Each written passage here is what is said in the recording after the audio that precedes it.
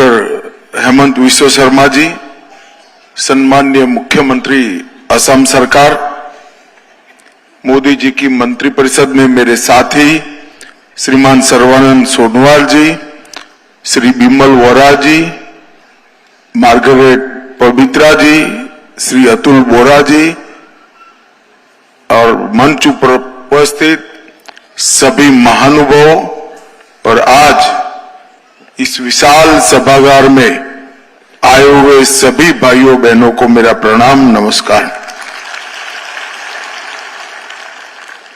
सबसे पहले मां आदिशक्ति कामाख्या के चरणों में प्रणाम कर मेरी बात की मैं शुरुआत करता हूं। मैं भारत रत्न असम के प्रथम मुख्यमंत्री श्रद्धेय गोपीनाथ जी को भी बहुत मन से याद करना चाहता हूं, क्योंकि गोपीनाथ जी न होते तो असम आज भारत का हिस्सा न होता। हम सब आज भारत के हिस्से के रूप में अपना अस्तित्व बना पाए हैं, ये संपूर्ण श्रेय सत्य गोपीनाथ जी को जाता है। मैं डॉक्टर भूपेन हजारिका जी और श्री स्वर्गस्थ जुबिन गर्ग को भी मनपूर्वक याद करना चाहता हूं। ये दोनों महानुभावों ने ब्रह्मपुत्र के तट से लेकर पूरी दुनिया में असम की संस्कृति, असम का संगीत और हमारी कला को विश्व भर में प्रसिद्ध करने का काम किया।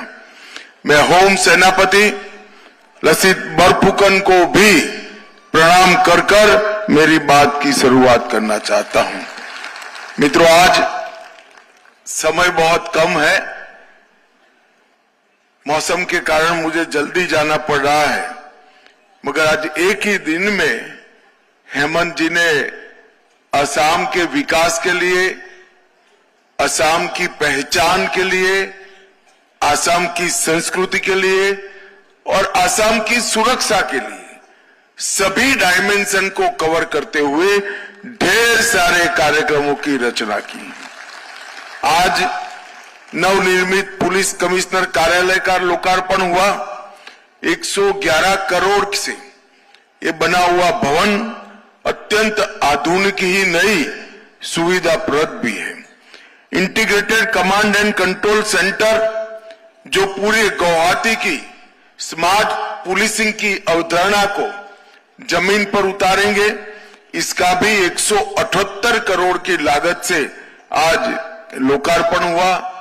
नई न्याय संहिताएं जो असम के अंदर किसी भी व्यक्ति को जिसके साथ अन्याय होता है, आने वाले दिन में सिर्फ 3 साल के समय में सेशन कोर्ट से सुप्रीम कोर्ट तक न्याय दिलाने का काम करेगी। आज इसका भी एक प्रकार से परिचय देने का काम हुआ है।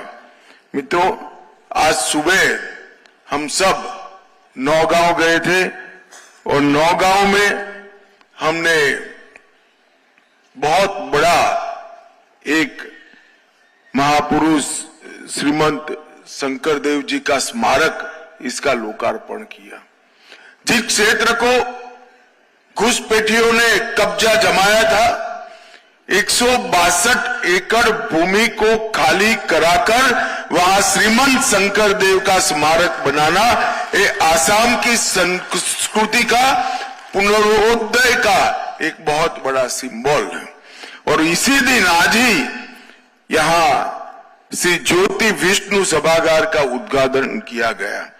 ज्योति प्रसाद अग्रवाला और विष्णु प्रसाद राभा, ये दो महान साहित्यकारों ने, ये महान कलाकारों की स्मृति में लगभग 200 करोड़ की लागत से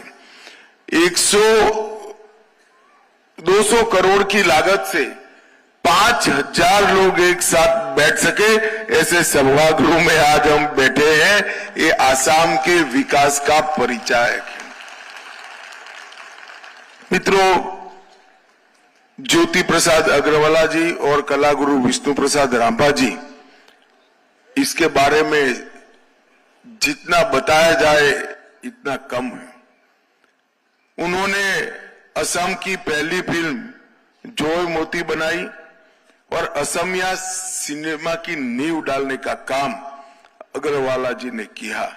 संगीत, नाटक, साहित्य और इस सबको देशभक्ति के साथ जोड़कर असम की प्रजा में आजादी की ललक जगाने का काम भी उन्होंने किया और असम की जनता में आत्मसम्मान और देशभक्ति दोनों को जागरूक किया, जिसको आगे बढ़कर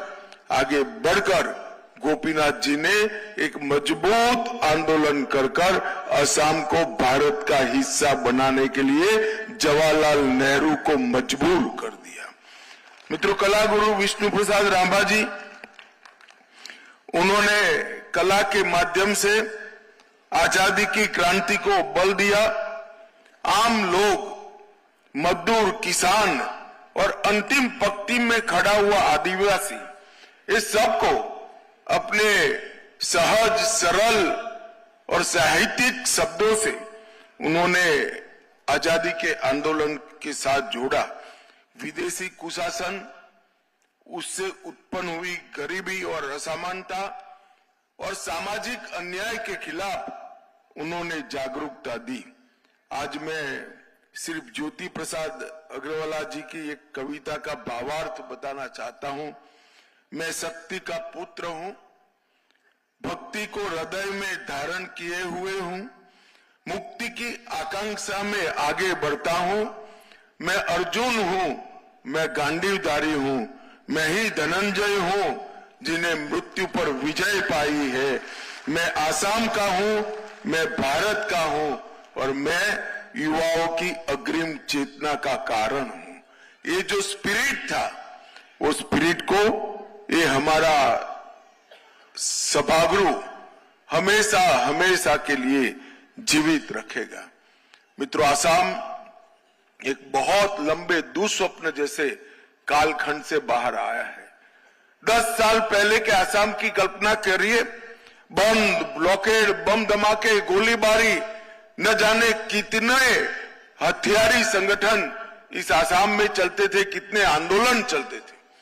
जब से भारतीय जनता पार्टी की सरकार आई, पहले सर्बानंद सोनोवाल जी की, फिर हेमंत विश्व शर्मा जी की, और ये 11 साल मोदी जी का शासन आज आसाम विकास के रास्ते पर अग्रसर कर देश के साथ कदम मिठाने के लिए।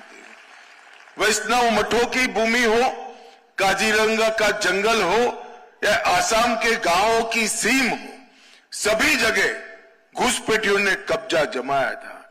ये 10 साल के अंदर और विशेषकर हेमंत विश्व शर्मा के नेतृत्व में 5 साल में 1,29,000 बीघा जमीन को खाली कराने का काम हुआ। और आसाम की संस्कृति की जो बात करते हैं, साहित्य की बात करते हैं, संगीत और कला की बात करते हैं, उन्होंने ही घुसपैठिए को यहां पर स्थापित करने के लिए 1983 में कानून लाने का काम किया। मैं आज कांग्रेस पार्टी को इस सभागार से याद कराना चाहता हूं, क्या घुसपैठियों की इतनी घुसपैठ के बाद आसाम की भाषा, संस्कृति, कला, संगीत जिंदा रह सकता है क्या? आपने तो वोट बैंक की राजनीति सृजित करने के लिए आसाम के अस्तित्व पर ही सवालिया निशान लगा दिया था। मित्रों, आज काफी कुछ हुआ है, मगर इससे संतोष नहीं है। मैं आज इस कार्यक्रम के माध्यम से अंत में आसाम की जनता को इतना ही कहना कर जाता हूं, 10 साल से आपने कमल को, मोदी जी को, सर्बानंद को, हेमंत विश्व शर्मा को आशीर्वाद दिया है। एक और 5 साल कमल को आशीर्वाद दे दीजिए। हम पूरा सुनिए तो, एक और 5 साल आशीर्वाद दे दीजिए। आसाम से एक घुसपैठिए को चुन चुन कर खदेड़ दिया जाएगा और वही तो रक्षा करेगा आसाम की संस्कृति की, भाषा की, संगीत की, हमारे व्यंजनों की, हमारी मिली जुली संस्कृति की। और आसाम के अंदर जितने भी हथियारी ग्रुप थे, चाहे कार्बी हो, चाहे बोडो हो, हर प्रकार के हथियारी ग्रुप से हमने समझौता कर शांति को प्रस्तापित किया है। 10,000 से ज्यादा युवा हथियार छोड़कर आज मेन स्ट्रीम में वापिस आए हैं और आसाम विकास के रास्ते पर है।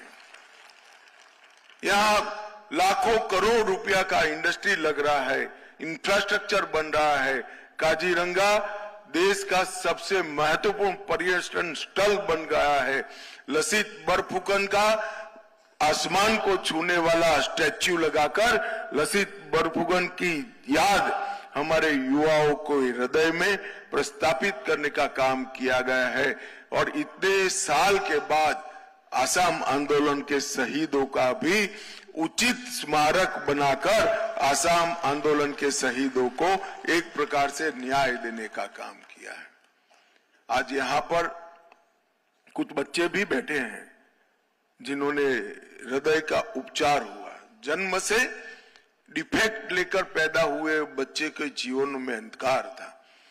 मैं सच अर्थ में हेमंत जी की ये पहल का बहुत बहुत स्वागत और साधुवाद करना चाहता हूं। आज ये बच्चे जो यहां बैठे हैं अपना पूर्ण जीवन स्वस्थता से आगे बढ़ेंगे, ये भी इंजीनियर बनेंगे, डीएम बनेंगे, आईपीएस बनेंगे और देश को, आसाम को आगे बढ़ाएंगे। उनका जीवन जीने का अधिकार असम सरकार ने उनको वापस दिया है। न केवल वो, उनके अभिभावक के साथ यहां से बेंगलुरु भेजकर अच्छे से अच्छे अस्पताल में इनका इलाज कराकर आज भी उनका मॉनिटरिंग हो रहा है। इस सच अर्थ में हृदय को बहुत शांति देने वाली बात है। मित्रों, मैं आज अंत में इस कार्यक्रम में इन सभी बच्चों को बहुत बहुत शुभकामनाएं भी देना चाहता हूं और इनकी मंगल कामना भी करता हूं कि आपके जीवन में आप हर क्षेत्र में आगे बढ़िए, असम और देश का नाम आगे बढ़ाइए। मित्रों, फिर से एक बार असम विकास के रास्ते पर प्रशस्त हो गया है। मार्च अप्रैल में चुनाव आएंगे, ऐसी सरकार चुनना जो घुसपैठियों को घुसने न दे और असम को विकसित राज्य बनाने के लिए सफल हो। फिर से एक बार ये सारी पहल जो आज हुई है, इसलिए असम सरकार और मुख्यमंत्री हेमंत विश्व शर्मा को हृदय पूर्वक मैं बहुत बहुत बधाई देता हूं। फिर जब आऊंगा लंबी बात भी करूंगा और मन से आपको मिलूंगा।